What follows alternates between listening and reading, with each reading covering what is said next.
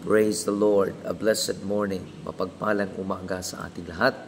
Sa lahat ng ating mga pastors and ministers na kasama natin sa ating pong morning devotion. Mapagpalang umaga po sa lahat ng ating mga pastor, sa lahat ng ating mga ministro, at sa lahat po ng ating mga kasamahan sa pananampalataya. Amen. Mapagpalang umaga din po sa inyo saan man po kayong dako ng mundo, saan po kayong sulok ng mundo. A blessed morning to you all. And also, I would like to say thank you una sa lahat sa ating pong Panginoon, sa kanyang kabutihan na kanyang ipinagkaloob sa ating pong buhay. We thank God for His unending favor, for His grace and His mercy na talaga mga kapatid, napakabuti ng ating pong Panginoon. And also, I would like to say thank you to Pastor Bobby Librado, his wife and his family in the church as well, Pastor Joel Buhia. Amen. Once again, for allowing me once again to minister the Word of God during our morning devotion. Praise the name of Jesus. Hallelujah. Pinupurit sinasamba natin ang ating Panginoon. Salamat sa Diyos sa araw pong ito na tayo pumuli ay nagkatipon-tipon at nagkakaisa upang itaas ang pinaka-purpose natin kung bakit tayo naririto ngayon, upang tayo po ay ma-bless. Amen. Sa pamamagitan ng mga awitan, mga testimony, sa mga salita ng ating pong Panginoon na siyang ating maririnig, mga kapatid. And when we want God to move in the midst of us, mga kapatid, while we are serving Him, amen, while we are waiting for His coming, mga kapatid, gusto natin ng Diyos ang siyang kumilos sa ating pong mga buhay. So without any further delay, mga kapatid, praise the Lord. I would like to ask everyone to please open your Bible. I know that it is a familiar scripture to you. Amen. Hallelujah. And please put your attention, mga kapatid. Hallelujah. In Matthew, in 2 Timothy, praise the Lord, chapter 3, verse number 16, mga kapatid. And also in verse number 17. Right? All scripture is given by inspiration of God, and it is profitable for doctrine, for reproof, for correction, for instruction in righteousness. Meron pong purpose ito, mga kapatid, no? Let us read in the verse 17, that the man of God may be perfect, truly furnished, amen, unto all good works. To God be all the glory.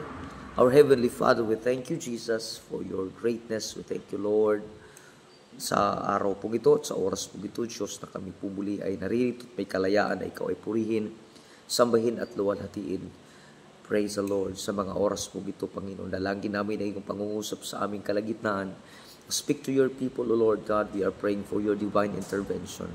Fill us with your Spirit, O God. In the name of Jesus Christ, we are praying, Lord, hallelujah, sa lahat na maaabot at makakarinig ng video ito at maging sa live broadcast na ito, Panginoon, sa morning devotion na ito, dalangin namin, Panginoon, ang iyong pagkilos sa bawat isa sa amin. Hallelujah, anoint your servant as I preach your word. In the name of Jesus Christ we pray. Amen. Praise the Lord. Once again, mga kapatid, a blessed morning. Just in a few minutes, I would like to talk about the gospel call. The gospel call. Sa ating po mga cellphone, mga kapatid, sa mga gadget na meron po tayo, meron po diyang emergency call. Meron po diyang tinatawag call icon, na kung saan po ito ay ginagamit natin, maging sa messenger o sa kahit anong platform, no? Amen. Meron po mga call icon na kung saan ay pwede nating makontak. Pwede nating makausap yung taong gusto nating kausapin. Magkaroon ng pag-uusap-usap. Amen. Magkaroon ng communication. And that is the icon, call icon rather, mga kapatid, no? Ng ating pong mga gadget, yung ating cellphone, telepono. Marami po, mga kapatid, na pwede natin gamitin upang tayo po ay makatawag. But in this morning, mga kapatid, hallelujah, meron po tayong importante at napakahalagang pag-uusapan patungkol sa gospel call. I know mga kapatid, praise the Lord, the reason why we are here right now in front of your screen, because we want to feel the presence of God move, mga kapatid. And we want to hear the word of the Lord. We want to hear the gospel, the good news, the good tidings na ipapangaral, ituturo. Amen. Sa pamamagitan nito mga kapatid, mas lalo tayong lalago. Mas lalo tayong tumitibay. Mas lalo tayong tumatayo. Mas lalo tayong nagpapatuloy. At ito po mga kapatid, ang siyang nagtuturo sa atin sa mga bagay na napakahalaga na matutunan natin, lalong-lalo na habang po tayo naghihintay sa pagbabalik ng ating pong Panginoon. Ito po'y magsisilbi nating guide. Ito po'y magsisilbi nating mapa kung tayo man po ay nagbabiyahe. Amen. Kung tayo po ay pupunta sa isang lugar na hindi natin kabisado, kailangan natin ng mapa. Meron nga ngayon, mayroon tinatawag na WEX, meron tinatawag ngayon na Waze, meron din po yung tinatawag na Google Map. Amen. Kasi mga kapatid, praise the Lord, gusto natin na ayaw nating maligaw. Ayaw natin na mapunta sa lugar, mga kapatid, praise the Lord, na hindi natin kabisado, wala tayong mapa. Kaya kailangan natin mga kapatid ng guide. At the same time, mga kapatid, in the same manner, praise God, hallelujah, this life, while we are waiting for the coming of our Lord Jesus Christ, for many times I say this statement, and there are many preachers who say this, that this life is a journey towards eternity. Kailangan natin ng gabay, kailangan natin mga kapatid ng guidance, kailangan na meron po tayo mga kapatid na kung saan pinagkukunan natin ng amen guide upang tayo mga kapatid ay magkaroon ng complete information, maging meron tayong kaalaman mga kapatid while we are walking, while we are traveling, amen, patungo sa destinasyon na siyang ating gustong makamit or maabot. Amen, meron po tayong gabay mga kapatid. And there is a gospel call. Not just only mga kapatid, hindi lang po ito ay gabay natin. Hindi lang po ito ang siyang guide natin. But it is also a kind of a call na ito po mga kapatid ay pagtawag. Pagtawag sa kung sino mang nawawala. Ito po ay pagtawag mga kapatid sa mga taong ngayon, mga kapatid, ay lumilihis ng landas. Na kung isa ka man or isa man sa mga tao, mga kapatid, na paunti-unti hinahatak ng sanlibutan, palayo sa presensya ng ating pong Panginoon. O isang tao o isang mananampalataya na nanghihina, nanglulupaypay. Let me say this, and this message, mga kapatid, is for you. Naririto ang Panginoon tumatawag sa pamamagitan ng kanyang mga salita upang mas lalo tayo mga kapatid makaintindi na itong buhay natin, it is temporary. This life in this world is temporary. Amen. Dadaan at lilipas lang po ang buhay na kung meron po tayo ngayon. But God, hallelujah, as a call, amen, use His word, mga kapatid, hallelujah, na ngayon, mga kapatid, na siyang dapat nating pakinggan.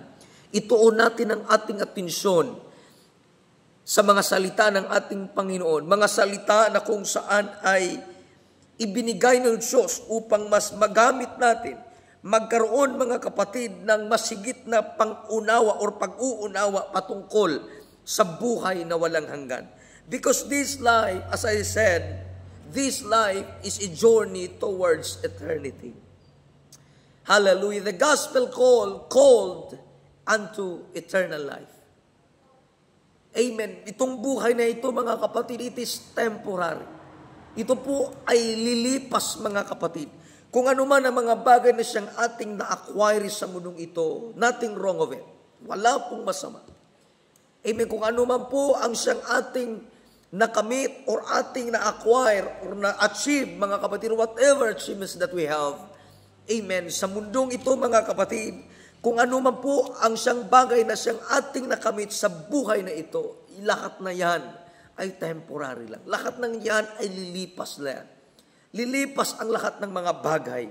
Pero meron tayong hangad, mga kapatid, at gustong makamit.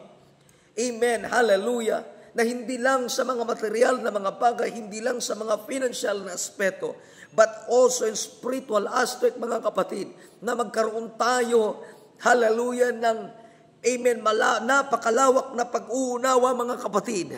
Hallelujah, na likod ng buhay na ito ay merong buhay na inilaan at ibibigay ng Diyos sa mga taong magpapatuloy at tatanggap sa Kanya bilang personal na tagapagligtas. Hallelujah. It is a gospel call into eternal life. Ayaw ng Diyos na ikaw ay mapahamak. Ayaw ng Diyos na ikaw ay malugmok at mawala, mga kapatid, hallelujah, sa Kanyang landas.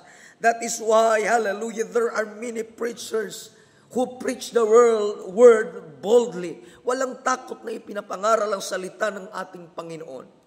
Kaya ngayon, mga kapatid, let me say it clear. Praise God, na wag sana nating mamimisinterpret ang salita ng ating Panginoon. Don't make any conclusion na sa mga panahon na ikaw ay nasaktan o di kaya ay napuntarya or para bagang minsan, mga kapatid, natatamahan yung pride. Amen. Hallelujah.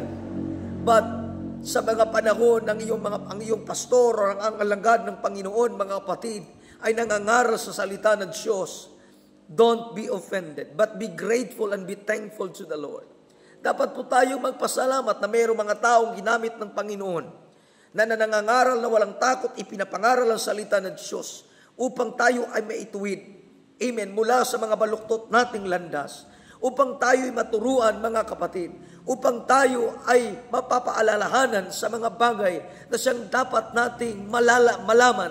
Hallelujah. Habang po tayo nagpapatuloy sa paglilingkod sa ating Panginoon at naghihintay sa Kanyang pagbabalik. It is biblical, mga kapatid. Praise God, na minsan tayo'y nasasaktan. Amen. Meron nga sinasabi, mga kapatid, in Hebrews chapter 4, that the word of God is quick and powerful and sharper than any two-edged sword, piercing even the dividing asunder of soul and spirit, and of the joints and marrow, and is a discerner of the thoughts and intents of the heart. So napakatalas po ng salita ng ating Panginoon, mga kapatid. But if you notice, mga kapatid, in the book of Acts, chapter 2, verse number 37, mga kapatid, nung nangaral si Apostol Peter, mga kapatid, sa harap ng napakaraming tao, napakalawak na tao. Amen. Hallelujah. Meron pong sinabi, mga kapatid, praise God, ng Bible, now when they heard this, they were pricked in their heart, and said unto Peter and to the rest of the apostle men and brethren, what shall we do? Ano bang gagawin namin? It is a biblical, and let us widen our understanding, mga kapatid, na sana maging magaya or kagaya tayo ng mga taong ito na nakikinig. When Peter preached about Christ, when Peter preached about Jesus, who is being crucified in the cross of Calvary, shed his own blood. Amen. Nasaktan po ang kanilang puso. Yes. It is biblical. Nasaktan po sila. Praise the Lord. Pero hindi po sila nagalit nito. Hindi po nila ito ikinagalit. Hindi po nila ito, amen, hindi po dumating sa punto naging, praise God, nagkaroon ng collision ng tinatawag, mga kapatid, ng mga salita or pagbabanggaan ng prinsipyo. Amen, na pumalit sila, mga kapatid, ng mga aanghang na salita. But instead, ang nangyari, mga kapatid, nung ito'y kanilang napakinggan at narinig, yes, totoo na sila nasaktan. Praise the Lord, nung ito'y kanilang narinig at napakinggan. Pero dumating sa punto, mga kapatid, na ito ay humantong sa pagtatanong. Itinanong nila sa mga apostoles kasama si Peter Ano ba ang siyang aming gagawin? And then Peter answered and said unto them, repent and be baptized every one of you in the name of Jesus Christ for the remission of your sins, and ye shall receive the gift of the Holy Ghost.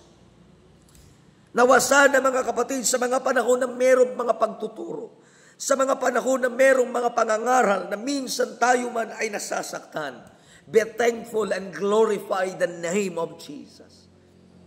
Huwag kang magalit, huwag kang ma-offend, huwag kang mag-backslide, huwag kang sumurrender, huwag kang give up. But it's time for you to understand na ito ay kaparaanan ng Panginoon because it is a call into eternal life. It is a call into marvelous light. Hallelujah, glory to the name of Jesus. It is a call for liberty. Amen. Dapat ay maintindihan natin to. It is a call for liberty. It is a call for a marvelous light. Into marvelous light. It is a call for eternal life. Hallelujah. Wala sa atin na tayo mga magulang ng ating mga anak, amen, ay mapunta sa mga lugar na kung saan ay kakapamahamak nila. We don't let that happen, mga kapatid, na tayo mga magulang. Ayaw natin nga sila na kumain ng junk foods, kumain ng mga pagkain na ikakasama ng kanilang katawan. Ayaw natin na gumawa sila mga bagay na kung saan ay maghahatid sa kanila sa kapahamakan. At the same time, mga kapatid, and just like manner, we are Christian. We are believers of Jesus Christ. Amen. At gusto natin, mga kapatid, hallelujah, na makarating at makamit ang buhay na walang hanggan kasama ang ating pong Panginoon. We want to be raptured. Gusto natin, mga kapatid, na makasama sa rapture. Marami tayo, mga kapatid, na hangarin sa buhay. Yes, totoo. Meron tayong mga pangarap, meron tayong hangarin, meron tayong desire, magkaroon ako ng ganito, ganyan. Magkaroon ako ng sasakyan, magkaroon ako ng bahay, magkaroon ako ng magandang edukasyon, makamit ko ang degree ko. It is a good thing na hinahangad natin ang mga bagay na yan. But let me tell you once again, hallelujah, na meron po tayong dapat na hangarin sa buhay, na magkaroon ng buhay na walang hanggan.